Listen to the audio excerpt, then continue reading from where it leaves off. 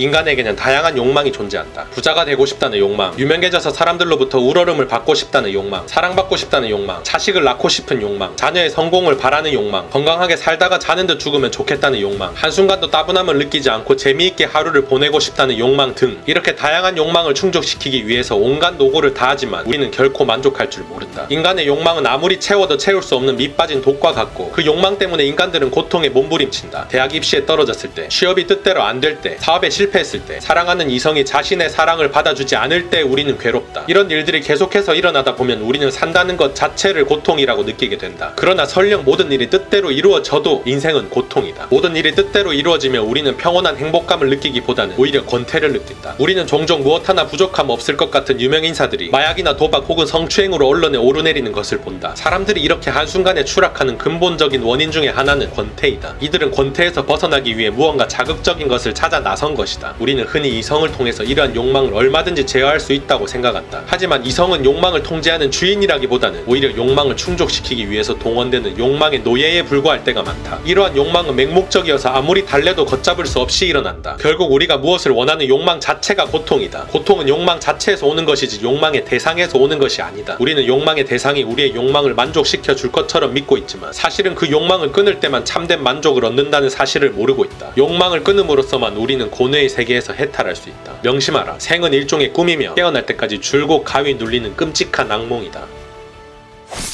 반갑습니다. 도끼형님입니다. 마지막 문구가 읽는 즉시 머릿속에 확 박혀서 한동안 떠나질 않았습니다. 생은 일종의 꿈이며 깨어날 때까지 줄곧 가위 눌리는 끔찍한 악몽이다. 반대로 표현하면 무슨 뜻입니까? 눈만 뜰 수 있다면 이 끔찍하고 고통스러운 악몽에서, 이 삶에서 1초 만에, 아니 0.1초 만에 그 즉시 해방될 수 있다는 말이죠. 마음의 원리를 깨닫고 눈을 떠야 합니다. 같이 이어가 보시죠.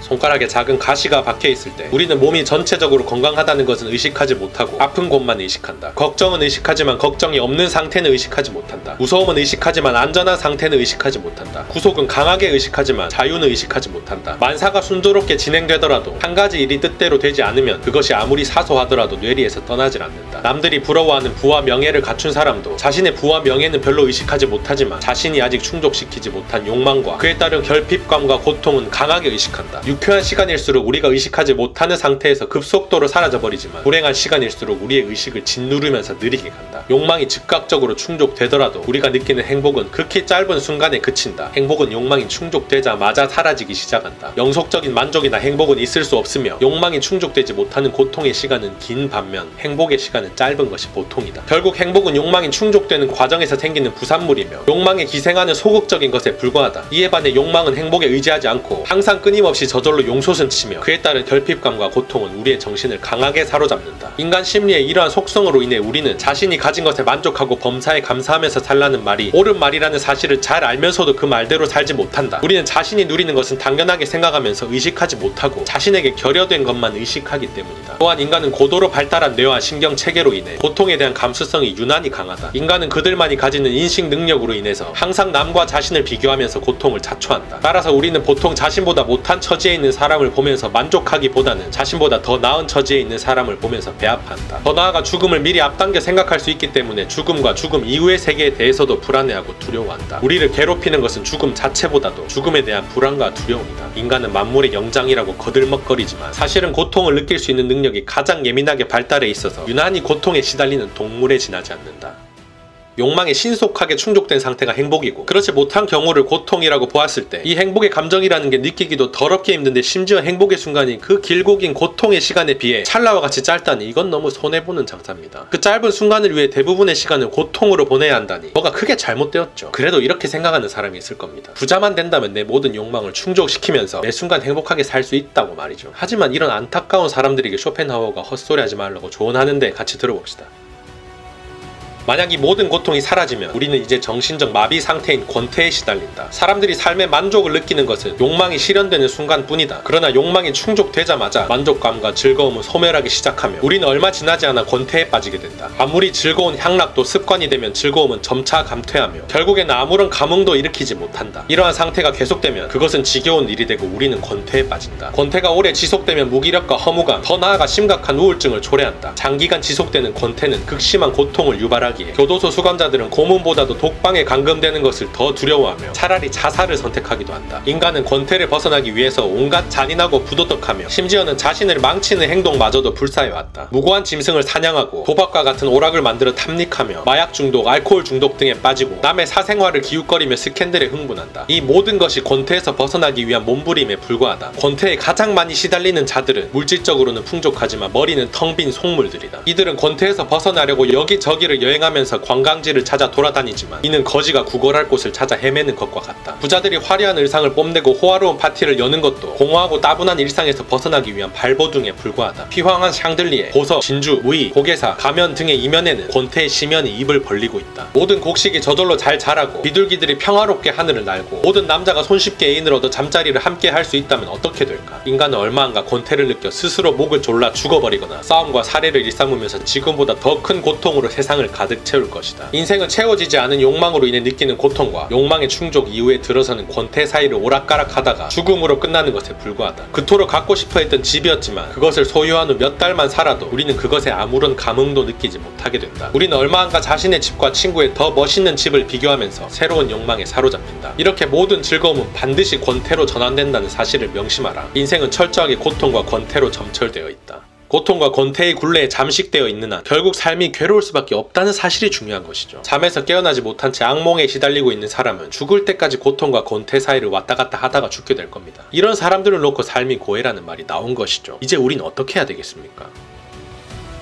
우리가 어떤 재앙을 참을 수 없는 이유는 많은 경우 자신이 그러한 재앙을 겪지 않을 수 있었다고 생각하기 때문이다. 이때 우리는 왜 다른 사람이 아니고 하필 내가 이러한 고통을 겪어야 하는가 하고 억울해한다. 그러나 우리는 자신이 원하지 않는 일이 일어나도 그것이 우주의 대의지에 따라서 일어났을 뿐이라는 사실을 깨달아야 한다. 거대한 바다에서 물방울들이 어떻게 일어나는지는 거대한 바다의 움직임에 의해서 정해지는 것과 마찬가지로 우리가 삶에서 겪는 모든 일도 궁극적으로는 우주의 대의지에 의해서 결정된다. 이렇게 세상 일이 항상 우리 뜻대로 일어나지 않고 고통이 삶의 본질이라는 사실을 인식하게 될 때 우리는 어지간한 고통도 담담히 받아들이면서 삶과 화해할 수 있다. 이러한 필연성의 인식에는 인생에 크게 기뻐하고 크게 슬퍼할 일이 없다는 사실을 깨닫는 것도 포함된다. 인생에서 우리를 공경에 빠뜨리는 문제는 계속해서 생겨날 것이기에 좋은 일이 생겨도 지나치게 기뻐하는 것은 경박한 짓이다. 또한 어떠한 곤란도 우리가 절망에 빠져야 할 정도의 것은 아니기에 나쁜 일이 생겨도 슬퍼할 필요도 없다. 격렬한 기쁨이나 슬픔은 현재 자신이 실제로 느끼는 즐거움이나 괴로움 때문에 생기는 것이 아니고 미래에 대한 지나친 기대나 걱정에서 비롯된다. 격정이 미망에 입각해 있다는 것을 잘 알수록 격정은 우리를 지배하지 못한다. 어떤 사태에 부딪혀도 그것을 전체적인 입장에서 분명하게 통찰하게 된다면 지나친 격정에 사로잡히는 일은 피할 수 있다.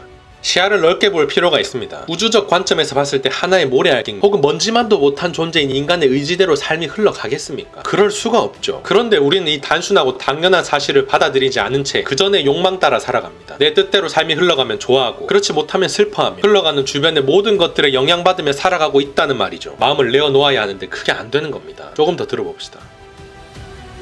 욕망의 눈으로 보면 세상은 고통이지만 욕망에서 벗어난 순수한 관조의 눈으로 보면 세상은 아름다움이다. 욕망에 가득 찬 사람의 눈으로 보면 세상은 자신의 욕망을 실현하는 것을 저해하는 것들로 가득 차 있다. 따라서 그에게 세상은 고통스러운 것이 된다. 이에 반해 욕망에서 벗어나 무심한 눈으로 세상을 바라보면 욕망에 가득 찬 눈에는 보이지 않았던 사물의 아름다움이 드러난다. 단풍 든 설악산을 무심하게 관조할 때 설악산은 우리에게 자신의 아름다움을 드러내지만 설악산을 광산으로 이용하려는 사업가에게 설악산은 자신의 아름다움을 감추고 만다. 심미적 관조 상태에서 사물이 자신의 아름다움을 드러내는 것은 우리가 그것을 아름답게 보려고 노력했기 때문이 아니다. 오히려 아무 노력도 하지 않고 무심하게 사물을 바라보는 가운데 사물이 자신의 아름다움을 드러낸다. 이 경우 우리에게 필요한 것은 사물이 자신의 아름다움을 스스로 드러내도록 자기 자신을 완전히 비우는 것이다. 다시 말해 사물을 지배하려는 모든 욕망에서 벗어나 사물을 있는 그대로 반영하는 거울처럼 되는 것이다. 심미적 관조에서는 존재하는 것은 대상뿐이고 대상을 지각하는 사람은 없어진다. 이러한 모라 상태에서 의식 전체는 보는 상에 의해서 채워지고 점령되면 우리는 모든 고뇌에서 벗어난다. 모든 욕망을 부정한 사람은 겉으로 볼 때 아무런 기쁨도 없이 별빛뿐인 삶을 사는 것처럼 보이지만 완전한 내적 기쁨 속에서 살아간다.